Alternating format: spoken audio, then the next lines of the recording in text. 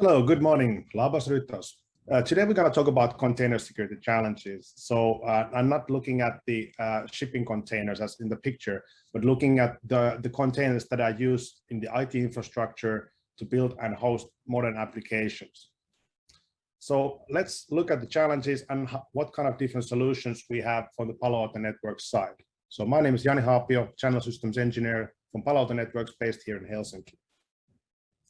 So first of all, Palo Alto Networks is a company. We are known from our next generation firewalls, but we have extended our portfolio from the next generation firewall family, which is the Strata, to Cortex, which is endpoint protection and detection capabilities, security operations center tools. Then we also have Prisma, which consists of securing the access to the cloud, to the SaaS services, also public cloud security. And then more of the container space topic is the workload protection and the DevSecOps part. So we are going to actually look at all of these components, how you can build different level of security for the container infrastructure using all of these different solutions. So before we go into the challenges, let's have a look at the fundamentals of the Docker and Kubernetes infrastructures. So when we look at containers, why do we have containers? Containers allow the dev teams to package the apps in a very simple and standard way, which means that you can move the app and all its dependencies very easily to a new location. And Dockers are the most common container type. Once you have hundreds of these or thousands, it becomes difficult to manage manually. So therefore, there's Kubernetes, which is an open source container orchestration system that automates, scales the management. So most common platforms are listed here. You can run Kubernetes in on-prem and also in the cloud. So then we come back to the evolution of why do we have containers? So typically when we are hosting an applications, we used to have a hardware server.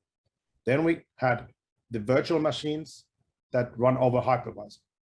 In the container world, we are looking at the container infrastructure that can be also run on top of a hypervisor. So the container is much more smaller part, which is much more lightweight, which is kind of the requirement for the modern applications. So if you look at the applications, the old monolithic applications used to be pretty big. All the parts were in a single application that needed to have the whole hardware or the virtual machine in order to run. The new container type of app is based on microservices. So we basically split the application to smaller pieces, and these pieces can be scaled individually. And these pieces of the code, these microservices, can be run in an individual container. So this allows much more scalability, and this also means that the software development is faster because you can easily develop just one part of the application. So this is what is driving the development and hosting of applications post public cloud and also in the on-premises. So if you look at the objects a little bit more closer, what do we have then in the Kubernetes environment? First of all, there's the cluster. This is the largest concept of Kubernetes. On the cluster, you have different nodes. These are the physical worker nodes, the servers. And on these, we have a virtual cluster called namespace, which is more like a logical separation. It can be production, it can be the development and so on. And in that inside, there's a deployment that has the service. And the pod is the smallest concept, and the pod is running the containers. So here the idea is that if we map these microservices from the applications, we can run individually the orders in a multiple pod, in multiple containers, spreading across multiple nodes, which gives us very good scalability and performance. So this is the way we build the container infrastructure. And how this is built, it's typically built instead of manual work using infrastructure as a code. So this is a kind of a way of building these infrastructures using templates. Infrastructure as a code templates, like a YAML template. Everything is defined in a template that builds the environment instead of manually putting everything up. So this is the way we build things. So let's look at them once we understand a little bit better the environment. Let's look at the challenges. So when we look at our research from last year, and this is actually only from the public cloud, But it goes to show that the workloads, as we consider workloads can be multiple different types, the workload types are actually changing. When we look at like thousands of companies in the study, what do they run in the public cloud is a surprisingly little amount of virtual machines. So it's actually more containers or containers as a service like Amazon Fargate, and then platform as a service. So it goes to show that the evolution is going more towards containers because it makes sense. They are lightweight and they are much more agile to develop and build your applications on top of. Another example is from Gartner already a few years back. Gartner is predicting that after a few years, more than 70% of organizations are running containers in production. So running your application, your web store, whatever application on top of containers. So we're seeing this rise also in the on-premise and also in the cloud. So this is the fundamentals why we are addressing this and talking about this topic. Let's look at the challenges then. From the network security perspective, containers propose a new kind of environment and a challenge for the network security teams. First of all, it's the visibility and control. Visibility, of course, is the fundamental thing in security, that you need to have visibility to see what is happening, and then you can start taking control. Getting this visibility is not necessarily easy because the tools that the network security teams have are not necessarily able to do this. So you need another tool. Maybe you have a tool that brings you visibility, it doesn't bring control or management. So this gets hard. And also the challenge with the container, as we saw, it's very dynamic in nature. Containers and ports come and go. They can spin up within seconds. So the solution needs to have automation and scalability in order to work.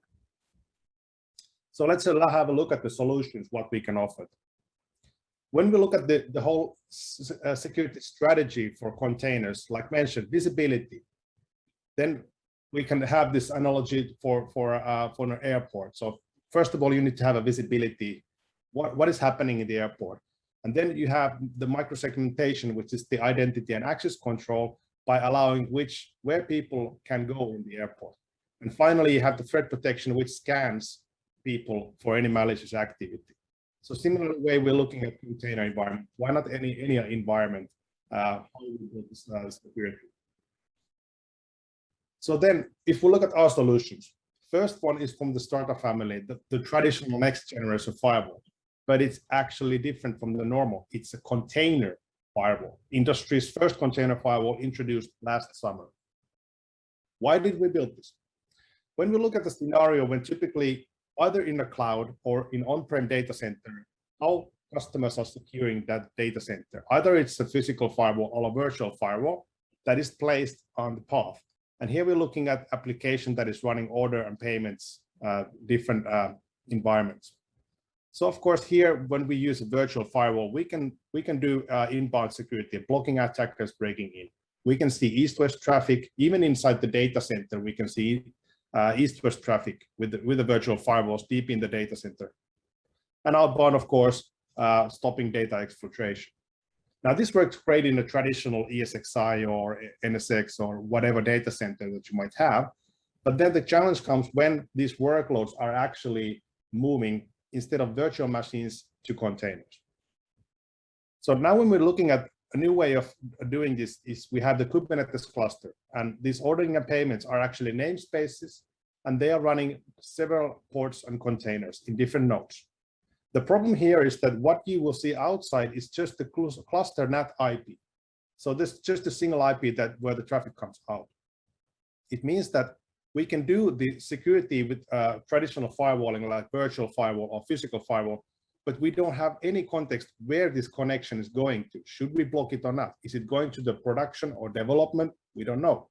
Same way, what is happening inside the containers and ports? We don't know, no visibility. And same, if somebody is leaking data out, where did this malicious connection come from? No idea. If you have 5,000 containers and ports, where did it come from? So this is the challenge. So how to solve this is to have the container firewall running as a container itself. So this means that now, as you can see from the picture, we have the inbound control because all the traffic in every node will go through the container firewall. We can see what is happening between the pods and containers, and we can also see from which container the malicious traffic came from. Rather simple. This is extending the visibility to the containers by using a container firewall, and of course it has all the capabilities of next generation machine learning, next generation firewall. So this is the networking part, how we can solve the visibility and the threat prevention part by just having the familiar firewall technology. Why do we need this? Already a few years back, we saw the first ever container war. This was deployed so that somebody accidentally downloaded a Docker image in a public repository. Once that was deployed, it basically started spreading itself to other containers, and then it starts mining Bitcoin, the Monero crypto money. So this is an example how easily you can get into the container world and how to block this. When we look at the scenario where we can have the firewall as a CN series firewall operated from the panorama, we can build a rule that any source from this Nginx web server, in this case, will be the one that's running the Graboid malicious code. We can build a rule that let's do strict vulnerability protection for this specific container. So when this specific container tries to connect outside to the malicious actor, we can of course see this. We can identify it's this container in this node instead of like guessing which out of these 5,000 it is. And we can block it because we see this malicious connectivity. And then we can also have from the firewall logs, we can have the visibility that what actually happened. What was the actual container and the port and the namespace from where this malicious connection was blocked. So this is the visibility that we get only by having a container firewall inside the Kubernetes cluster. So this is an example from the network security point of view. Let's have a look at the other solutions than what we have. So jumping from the traditional network security, when we're looking at firewalling and the traditional capabilities of that, let's jump to the other end, which is the cloud native security with Prisma Cloud. So this is our product that we have built throughout the years by combining the best companies on the industry under the Prisma Cloud umbrella. So Prisma Cloud is a single user interface that has multiple different levels. So we are looking at today more the workload protection because we are looking at container security and protection, but it also extends to the host, to the node, and also to the serverless functions. So this is the workload protection, and this is, even though we say Prisma Cloud, this will also work in your on-prem. You can run it in an on-prem Kubernetes air-gapped environment. This still works. If you run it in the public cloud, you can leverage the security posture management easily so that you can see also what's happening with your cloud from the higher level. If you're doing development of applications, you can also leverage the DevSecOps security by leveraging our infrastructure as a code security capabilities. We can also do microsegmentation on an identity basis instead of IP. And of course, identity access management security as well. So this is a very large cloud native security platform that is built for the purpose of protecting the cloud. So not something that we basically took from the old legacy world and placed to the cloud. So this is built to match the requirements and dynamic nature of the clouds, either if it's on-prem or in the public cloud. So then if we look at the Prisma Cloud container security more closer, this is done with Defender agent. So this is an agent that is installed also to the container space, and it's actually a container itself. So how this differs from the firewall, this is more like an endpoint security with a little bit of network security capabilities. So what it will first do, of course, is the visibility. We can see here our SOC shop, which is an example of a namespace and application. What are the containers and microservices that we have? How they are talking to each other? What vulnerabilities they have? What compliance risks they might have?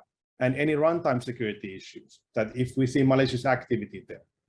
So based on these, we can set the threshold if somebody is deploying a new container here or a new microservice that has too many vulnerabilities, we can stop the development pipeline. For example, if there's the Jenkins CI tool, we can give the message to the developer that no, your code has too many vulnerabilities, fix them before you can commit. And Of course, then we can do other advanced security here. I did the access management. We have web application firewall as a container, and we can also do API security. Plus behavior analytics of investigation. So we can kind of see how this environment behaves, how the containers behave, and therefore we can get a better understanding of what is happening in the environment. Visibility is the key, and then looking at the risks here. So this is Prisma Cloud Container Security. And again, one example, why do you need such tools? This is actually a very fresh case. Azure Escape from this month. This was the first public outbreak from a container that is running inside an Azure container instance in the cloud. So the malicious actor was able to get into the Docker engine, meaning that once they were running their own container, they were able to break out from that to the master node, which allowed them to jump from up to other customer environments. Now, this is pretty serious because people think that containers are very isolated. Well, think again, this might happen. And in order to see this, you need to have a tool that gives you the visibility if this starts to happen. So this breaking out from the container space is something that we need to have tools in order to have visibility for that. So this is the Prisma Cloud. Let's then finally look at then what is the final solution here. One might think that because the containers are basically servers, why couldn't you apply endpoint security solutions like our Cortex XDR for these? Yes, you can. So the Cortex XDR is again, industry's first XDR extended detection and response solution launched in 2019. But it's also a full-blown endpoint protection solution. So it can protect endpoints. It can be a server, it can be a laptop, it can be a container. So therefore, the XDR will also work in this space as well. What this does, of course, it's combining the endpoint protection with all the rich environment information around it. So endpoint detection and response, network detection and response, behavior analytics, and also third-party data from pretty much any source nowadays. So this is more like a CM, but a bit more better because it has much more security value. So then if we look at what kind of information we get from the Cortex XDR, so it gives you the root cause analysis view of what is happening in the container. It gives you the visibility of what are the processes and what are the threats that we have prevented. For example, the container escaping, like the Azure Escape case, that we would be able to visualize also with the Cortex XDR. So this is an agent, again, that is running in the container environment. Now then, what is the difference between these two agents? We have Defender versus Cortex XDR. Like mentioned, the Prisma Cloud is a cloud-native tool that is designed to be very lightweight and agile for the workloads that are in the cloud or private cloud that are like cattle, because they are scalable and easy to recreate using templates. And it has advanced capabilities of doing also this segmentation and firewall.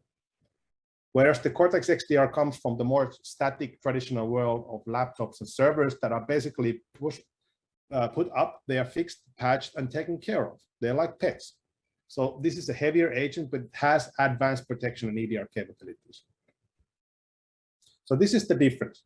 Now, if we summarize this one, we basically have different approaches depending who is responsible of the container security. And be aware that in your company, if you don't have them yet, they might be coming sooner than you think. So if the users are DevOps or cloud platform engineering teams, what they're looking at is the visibility, vulnerability, risk management, obviously threat prevention, and maybe other capabilities of doing some firewall and stuff. For them, because they don't have the burden of the network security, the Defender, Prisma Cloud Defender agent is a very good solution here because it's cloud native, it fits their way of working. But then again, if the container security is given to the network security team, they don't necessarily want to introduce a new product. What they can do, they can extend the visibility with the familiar firewall technology using the CM series file. And therefore, doing all the basic firewalling thing, reducing the attack surface towards the container environment. If the responsibility is for the endpoint team or security operations center team, then what they basically can do is that they can extend the same way as they are securing the endpoints and the servers and laptops, they can now also extend that to the Kubernetes environment. So this goes to show that we need to look at it from multiple different angles, that who is the user, what are the needs, and what is the solution, in order to get to the final optimized solution for the use case. But that's not all. This were basically, we were talking about the prevention side of things when we monitor and prevent malicious activity. But what if we could reduce that? So this comes to the term shift left. How can we enhance the DevSecOps in a case that the application is also built in-house by the customer? So you're building the applications, building the environment, and how we can secure that. As we learned from the technology that because the container infrastructure is built with the templates, that basically means that you have one infrastructure as a code template that might have a misconfiguration, might introduce a vulnerability in the code, and you deploy 100 ports or containers from that. You can imagine that this starts to escalate. Once the vulnerability is abused, you can get thousands of alerts. And this is where, of course, those solutions that we went through are protecting and reporting these. But what if we could fix this problem here? We can. With the Bridgecrew's developer first approach, we can basically identify these vulnerabilities when building the code for the templates, and we can give automated answers to the developer saying that you have a vulnerability here, click here for a pull request that will fix it so it doesn't escalate in the future. So this is the shift-left security, that where we can reduce the number of alerts, number of risks when building the infrastructure, building the applications before they go to the production. And therefore, this is kind of the ultimate goal where we want to go and be better. We can never be, of course, 100% guaranteeing that we coders would never make mistakes. But this is the idea of how we can also build this security. And once we stack it up, we are going to also combine the Bridgecrew company that we bought as part of the Prisma Cloud family. So the developers love the Bridgecrew, and CISOs trust the Prisma Cloud because it gives you the full visibility in a high level. So this is the summary of how to approach container security and how we can get visibility, we can get access control segmentation, and also the threat protection capabilities.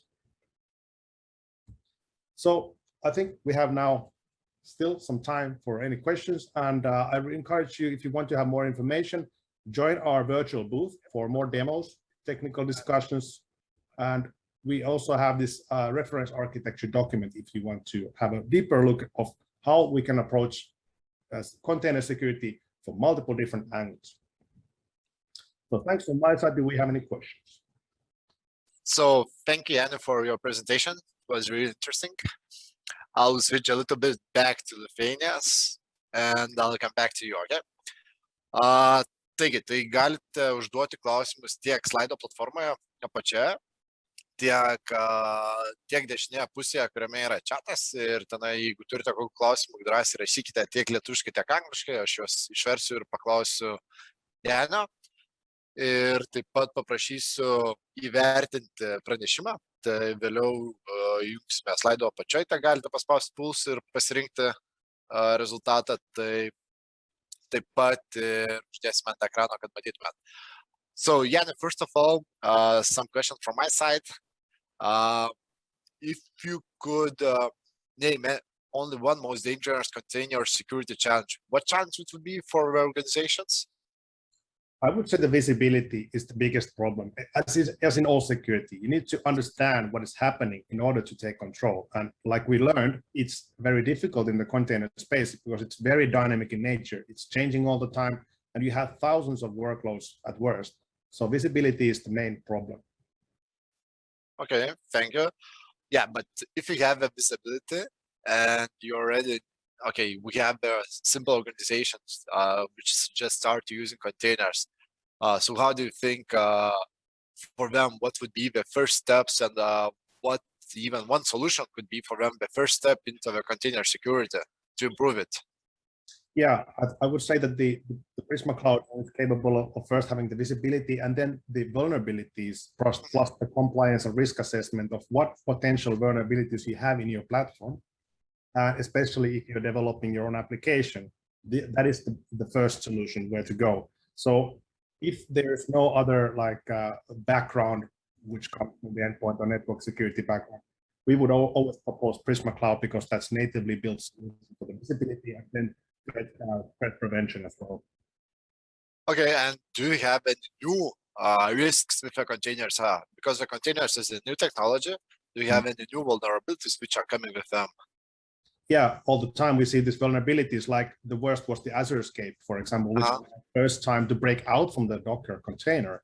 So the vulnerabilities come very easily because how people built the infrastructure, they pull information from public repositories, which might have vulnerabilities in them. And even malicious actors can place code in those repositories, and therefore they easily get inside the environment, and it's very difficult to notice these before they escalate. Okay.